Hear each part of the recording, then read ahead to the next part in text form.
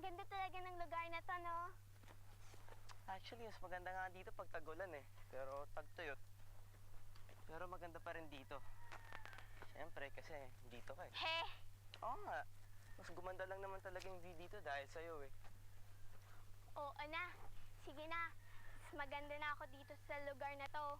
Oo nga. Totoo naman eh. Alam mo dati, hindi ko nga na-appreciate yung lugar na to eh. Pero nung nakilala kita, bigla na lang nagkukulay na yung paligid ko. Ang budoy mo, ah! Totoo naman eh. Udoy nga, pero dito naman ang galing. Alam ko na kung anong magiging mo pag tanda mo na. Poet. Kaya lang, Diyos ko, sino naman kaya ang bibili ng books mo? Oh, River, napapansin ko palagi ka tumatahimik.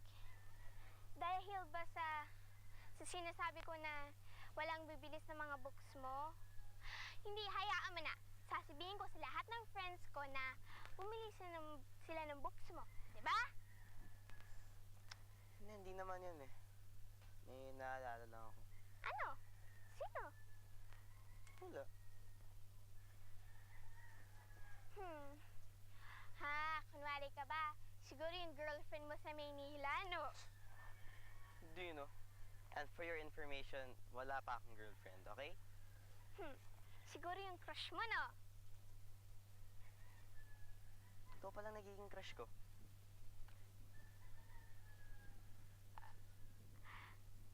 Sira! Hindi naman eh. Alam mo, ang feeling ko nga sa'yo, hindi lang crush eh. Ang feeling ko sa'yo, mahal kita. Hey, River, baka ganyan ha. Baka pag sinagot kita dyan, baka magpanik ka kagad. Sasagutin mo ako? Bakit? Babawiin mo ba yung pinagtapat mo sa akin? I love you, Shai. I really love you. No! Ano ba? Ano yun, may langgam? Ayun pa, meron pa. Ang dami. River? Ha? Ay, wala yun. Hindi, meron eh. Oh. Ano yan? Allergy. Complication sa higa. Okay.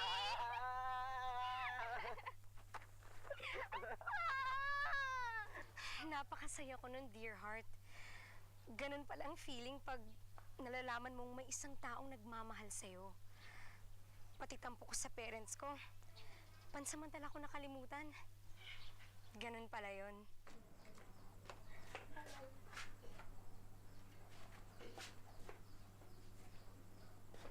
Saan ka nang galing?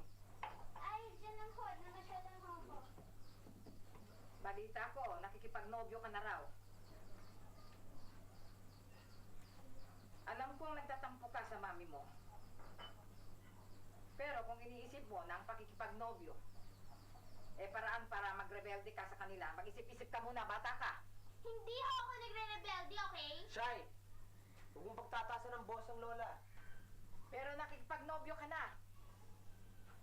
Ano bang may tatawag mo doon kundi pagrebelde? Hindi ko ginusto si River para lamang makaganti kay Mommy, okay? Gusto ko siya dahil gusto ko siya. Dahil masaya ako pagkasama ko siya. Mahirap pa intindihan yun. Minsan na ako nagkamali sa mami mo, Shai.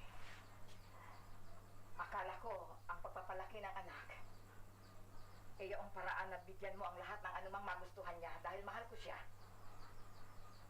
Kaya nang maaga siyang nagpakasal sa ama mo, pinabayaan ko siya. Because I wanted her to be happy. Pero anong nangyari sa dalawang nagsasamang batang isip? Wala. At ayoko nang maulit yun sa inyo. Lola, alam mo namin yun. Kung ganon, tigilan na ninyo ang pakikipagkita sa mga Herodes na yan. Anong akala ninyo? Hindi ko alam? Wala naman ako kaming ginagawang masama. Shai, huwag ka nang sasagot. Ganyan din ang rason ng ina mo noon. Pero tingnan mo kung anong nangyari ngayon. Stop comparing me with Mommy, okay? Alam ko bata pa ako, pero alam ko na rin yung mga consequences ng mga ginagawa ko. Hindi porket na may boyfriend na ako, ikakalimutan ko yung future ko. I'm not stupid, Lola. I'm not. I just want to enjoy life. Kahit Kahit alam ko na wala na akong magulang na dapat nagmamahal sa akin. Tell me, Lola, mali ba yun? Ha? Mali ba yun?